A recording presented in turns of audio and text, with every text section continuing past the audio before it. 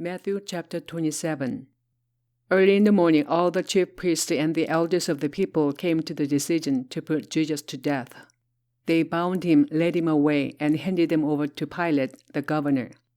When Judas, who had betrayed him, saw that Jesus was condemned, he was seized with remorse, and returned the 30 silver coins to the chief priests and the elders.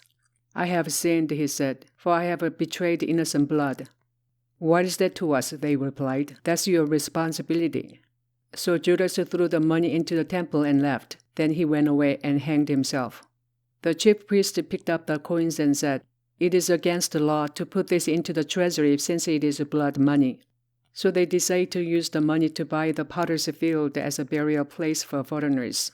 That is why it has been called the field of the blood to this day. Then what was spoken by Jeremiah the prophet was fulfilled. They took the 30 silver coins, the price set on him by the people of Israel, and they used them to buy the potter's field, as the Lord commanded me. Meanwhile, Jesus stood before the governor, and the governor asked him, "Are you the king of the Jews?" "Yes, it is as you say," Jesus replied. When he was accused by the chief priests and the elders, he gave no answer. Then Pilate asked him, "Don't you hear the testimony they are bringing against you?"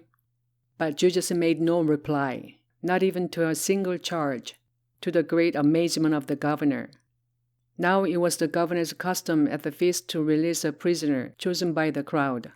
At that time they had a notorious prisoner called Barabbas. So when the crowd had gathered, Pilate asked them, "Which one do you want me to release to you, Barabbas or Jesus, who is called Christ?" For he knew it was out of envy that they had handed Jesus over to him.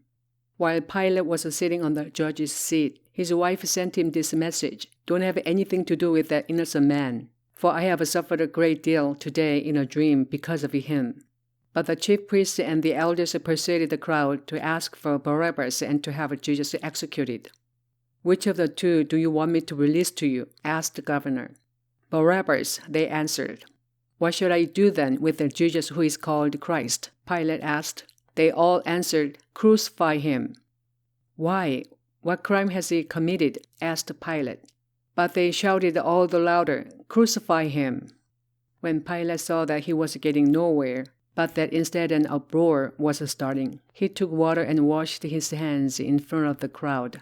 "I am innocent of this man's blood," he said. "It is your responsibility." All the people answered, "Let his blood be on us and on our children." Then he released Barabbas to them, but he had Jesus flogged and handed him over to be crucified. Then the governor's soldiers took Jesus into the praetorium and gathered the whole company of soldiers around him. They stripped him and put a scarlet robe on him, and then twisted together a crown of thorns and set it on his head. They put a staff in his right hand and knelt in front of him and mocked him. "Hail, King of the Jews," they said. They spit on him and took the staff and struck him on the head again and again. After they had mocked him, they took off the robe and put his own clothes on him. Then they led him away to crucify him. As they were going out, they met a man from Cyrene, named Simon, and they forced him to carry the cross. They came to a place called Golgotha, which means the place of the skull. There they offered Jesus wine to drink, mixed with gall. But after tasting it, he refused to drink it. When they had crucified him, they divided up his clothes by casting lots. And sitting down, they kept watch over him there. Above his head, they placed a written charge against him. "This is Jesus, the King of the Jews." 2 robbers were crucified with him, one on his right and one on his left. Those who passed by hurled insults at him, shaking their heads, and saying, "You who are going to destroy the temple and build it in 3 days, save yourself. Come down from the cross if you are the Son of God." In the same way, the chief priests, the teachers of the law, and the elders mocked him. "He saved others," they said, "but he can't save himself. He is the King of Israel. Let him come down now from the cross, and we will believe in him. He trusted in God. Let God rescue him now if he wants him. For he said, 'I am the Son of God.'" In the same way, the robbers who were crucified with him also heaped insults on him. From the 6th hour until the 9th hour, darkness came over all the land. About the 9th hour, Jesus cried out in a loud voice, Eloi, Eloi, lama sabachthani, which means, my God, why have you forsaken me? When some of those standing there heard this, they said, He's calling Elijah.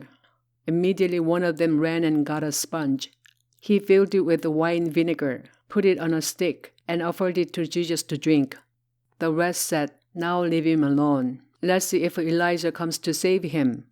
And when Jesus had cried out again in a loud voice, he gave up his spirit. At that moment, the curtain of the temple was torn in two from top to bottom.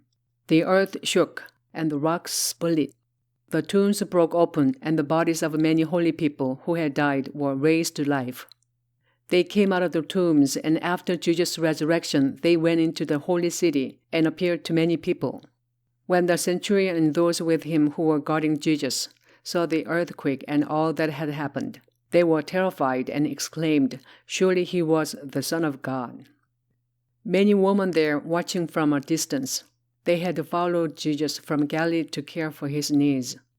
Among them were Mary Magdalene, Mary the mother of James and Joseph, and the mother of Zebedee's sons. As the evening approached, there came a rich man from Arimathea, named Joseph, who had himself become a disciple of Jesus. Going to Pilate, he asked for Jesus' body, and Pilate ordered that it be given to him.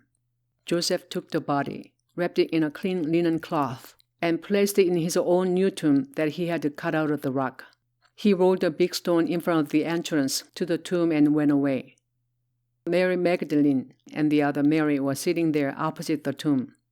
The next day, the one after Preparation Day, the chief priests and the Pharisees went to Pilate. Sir, they said, we remember that while he was still alive, that deceiver said, After 3 days I will rise again. So give the order for the tomb to be made secure until the 3rd day. Otherwise his disciples may come and steal the body and tell the people that he has been raised from the dead. This last deception will be worse than the first. Take a guard, Pilate answered. Go and make a tomb as secure as you know how. So they went and made the tomb secure by putting a seal on the stone and posting the guard.